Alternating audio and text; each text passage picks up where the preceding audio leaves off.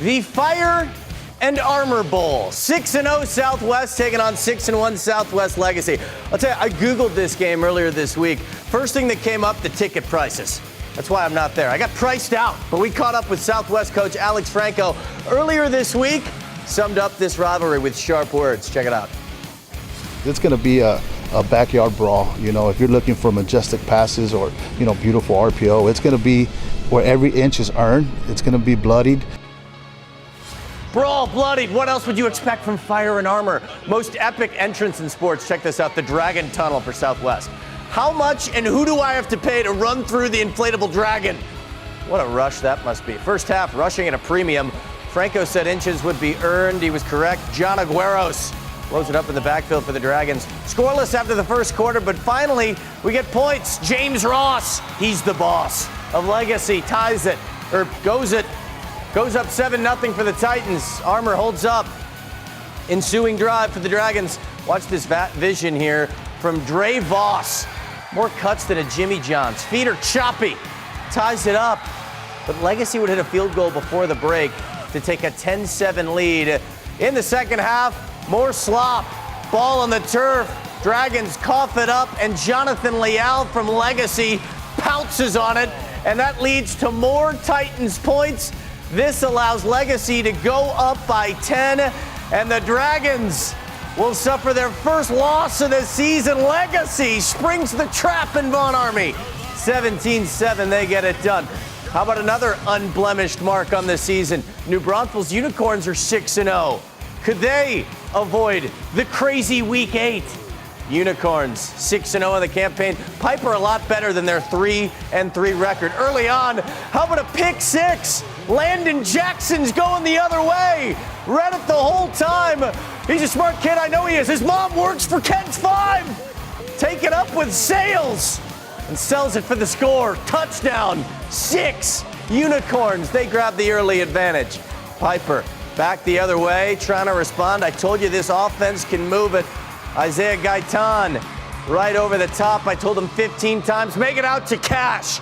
Cash Lancaster puts it in for the Warriors, and they're tied early. Now the Unicorns would go up by double digits in the first half. Watch this run from Unicorns quarterback Levi Gola. Watch him just come right into your frame right here. Smooth. Oh, the look away into the lens. That should be your homecoming king. Do I get any votes in that race? Putting it away, couple plays later. Unicorns right on the doorstep. Caleb Moore. Now they're up by 7. And I was actually at New Braunfels High School yesterday, not weird for work purposes. I was delivering the KENS 5 play of the week to this young man, Grant Franklin, off the quarterback scramble from Levi Gola. Franklin's already got one trophy. Told us that his sister made all of her friends vote for play of the week. That's why he won. Braunfels was up by 14 in the first half, but it's Piper who comes back after our cameras cleared the premises, and they deal the Corns their first loss of the season. How about Somerset and Davenport? Davenport 7-0. They're trying to avoid what's happened to the other two unbeatens. The homecoming king out there at the port, that's Barrett Fallon, the senior, do everything. He takes snaps, he lines up in the backfield. Simple answer, he scores touchdown. He's already got the crown, now he's got the 6. Bow to your king, Fallon into the end zone. Somerset, the response, Oscar Bentley, 49 yards out. I've seen college kickers miss it from 30. But back to Fallon, I told you they line this young man up everywhere. Position, football player, hurdling dudes, stiff-arming bros, and trucking fellas all the way into the end zone for the Wolves touchdown. Oh, Davenport trying to step on the gas or bury the Bulldogs if you're fluent in signage. Back the other way. How about an interception? Love you like a tip drill. Picked off by the Port.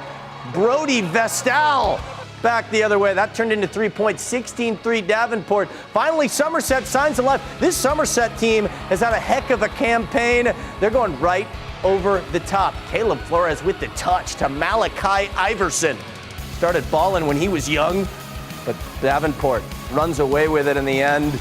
Guess who? Fallon. This dude's got salt in his shoes. Loves to bounce. 47-23. Somerset made it close there in the second half.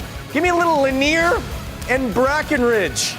Love me some Hector Salcedo zoom-out shots there at Alamo Stadium. Early on for Lanier, quick pitch, Dylan Yamas, Jaden Green, 47 yards. Watch him seal the edge with the wheels there. 7-0 Vokes. Back the other way after a Lanier stop. Watch this play. In the end zone, Yamas is going up top, right back to Green, off the Oski.